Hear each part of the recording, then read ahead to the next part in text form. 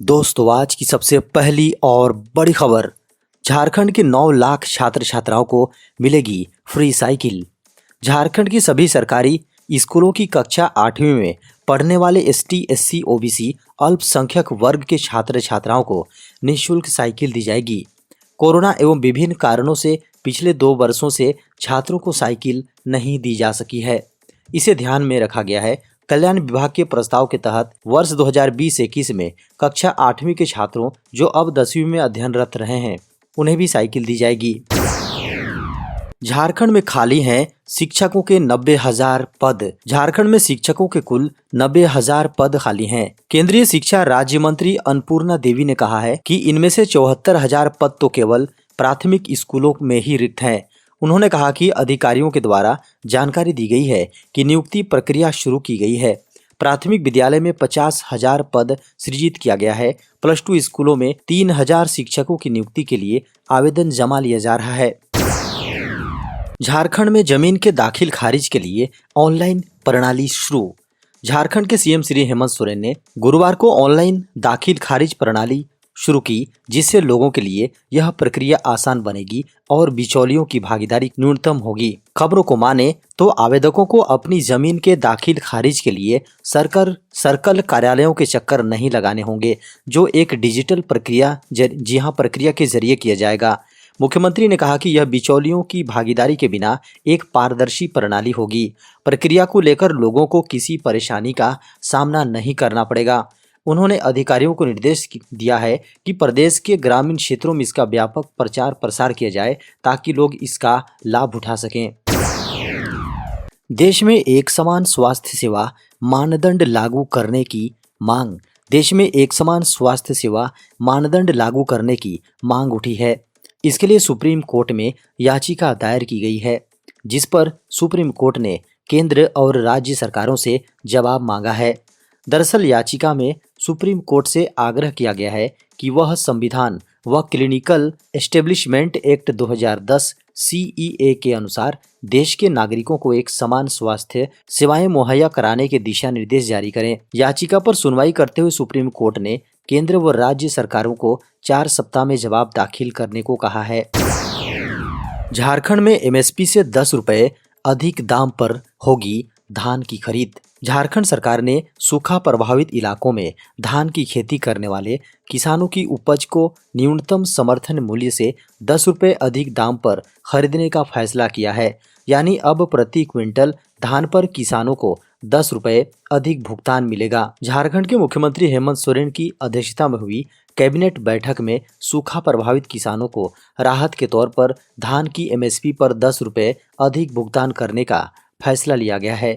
इस फैसले के बाद कैबिनेट सेक्रेटरी वंदना डाडेल ने कहा कि राज्य में सूखा प्रभावित किसानों को धान की खरीद पर 10 रुपए इंसेंटिव देने का फैसला किया है। अब ये किसान साधारण धान को 2,050 रुपए प्रति क्विंटल और धान की ग्रेड A उपज को 2,070 रुपए प्रति क्विंटल पर बेच सकते हैं। शिक्षक नियुक्ति मामले में सुप्रीम कोर्ट में हाजिर हुए झारखंड के मुख्य सचिव। हाई स्कूल शिक्षक नियुक्ति मामले में दायर अवमानना वाद की सुप्रीम कोर्ट में सुनवाई हुई। मामले पर सुनवाई करते हुए कोर्ट ने झारखंड सरकार को अब तक नियुक्त हुए अभ्यर्थियों के अंतिम कट ऑफ को आधार मानकर इस केस के सभी पिटिशनर की मेधा सूची तैयार करने का निर्देश दिया है।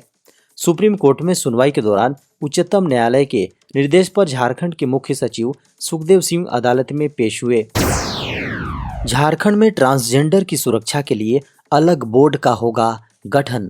झारखंड में ट्रांसजेंडर की सुरक्षा के लिए अलग से बोर्ड गठित किया जाएगा।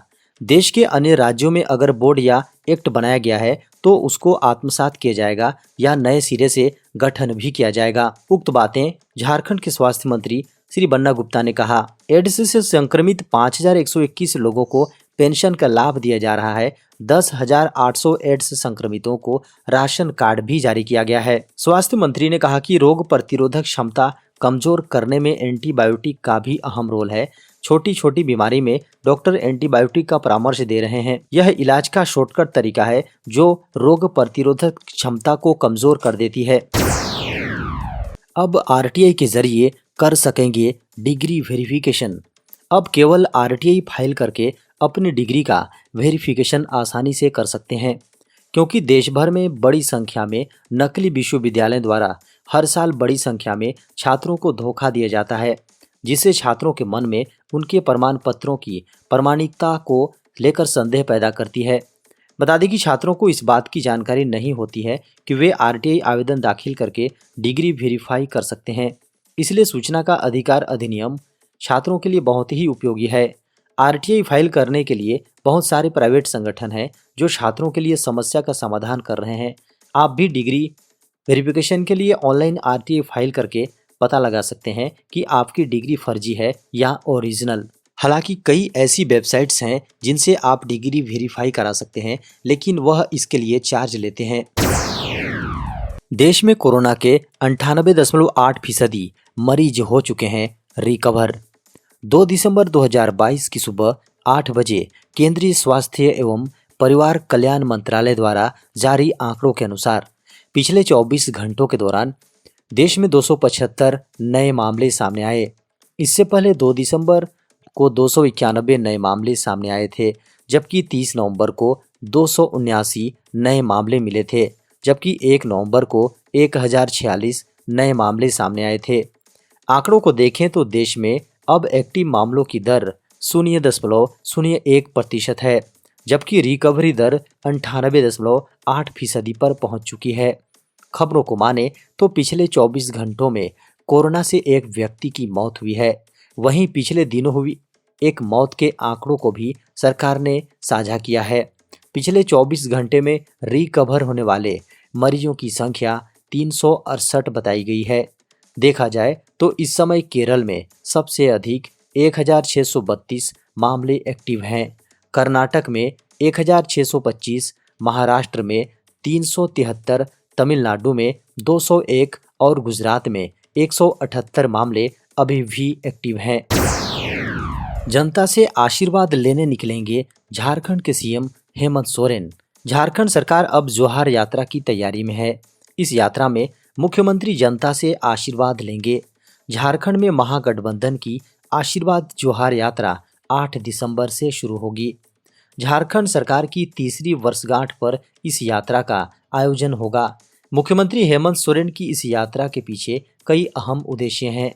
राज्य की राजनीतिक परिस्थिति को देखते हुए इस यात्रा के कई मायने हैं। इस यात्रा को लेकर अब तक आधिकारिक ऐलान नहीं किया गया है। इस यात्रा की रूपरेखा क्या होगी, इसे लेकर ऐलान किया जाएगा। खबरों को माने तो पहले चरण की यात्रा गढ़वा से शुरू हो सकती है। इसके साथ ही पहले चरण में गढ़वा, पलामू, गुमला, लोहरदगा, गोड्डा और देवघर जिले शामिल हैं।